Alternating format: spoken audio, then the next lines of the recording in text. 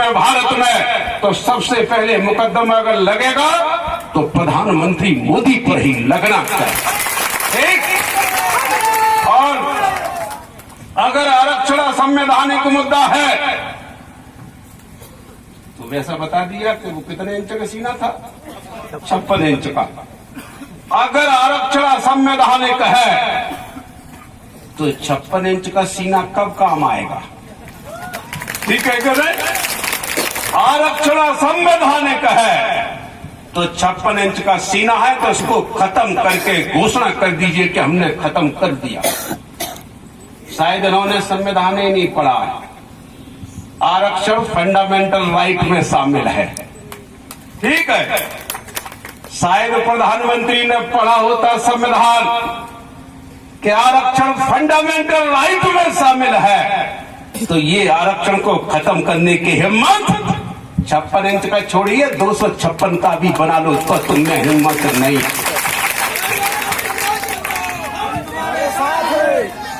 आरक्षण बाबा साहेब अम्बेडकर लिख करके गए हैं और आरक्षण जब भी खत्म होगा तो ये बहुजन समाज ही खत्म कराएगा।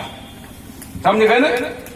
जब भी आरक्षण खत्म होगा तो यही समाज खत्म कराएगा। ये पिछड़ा वर्ग, schedule caste, schedule tribe, minority के लोग नहीं, इनमें हिम्मत खत्म करने की नहीं है। अब आप सवाल करेंगे कि ये कैसे खत्म कराएगा? ये पीछे पीछे पीछे, आपने वो मुर्गी देखी है नहीं? मुर्गी देखी है नहीं?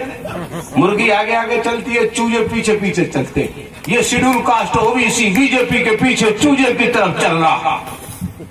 अगर ये चूजे की तरफ चलना बंद कर दे और ये बहुजन संघर्ष दल को वोट डाल के सरकार बना दे, आरक्षण की छोड़िए, इनका पता भी नहीं चलेगा ये कहां चलेगा।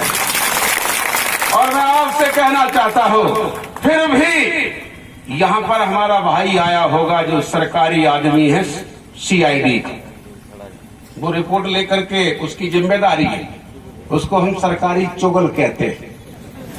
ठीक है, शायद आया होगा, इधर ही उधर होगा बेचारा कोई नहीं। ये तो डायरेक्ट पुलिस के, ये सीआईडी के नहीं, ये तो नकली काम कर रहा है। ये इनका काम नहीं है, काम सीआईडी के आदमी का है। तो सीआईडी का जहाँ कोई आदमी होगा वो सुन ले मेरी बात को, तो सरकारी चुगल उसको कहा जाता है। उसको तनख्वाह मिलती है, इसकी तनख्वाह मिलती है। मैं कहना चाहता हूँ जरा सरकार के लोगों को जी मेरी बात पहुंचाओ, शायद सही सरकार चलाना शुरू कर।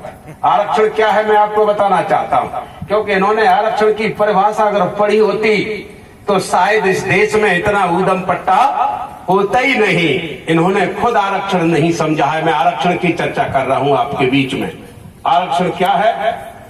पहले तो आप ये कहिए आरक्षण एक भागीदारी है।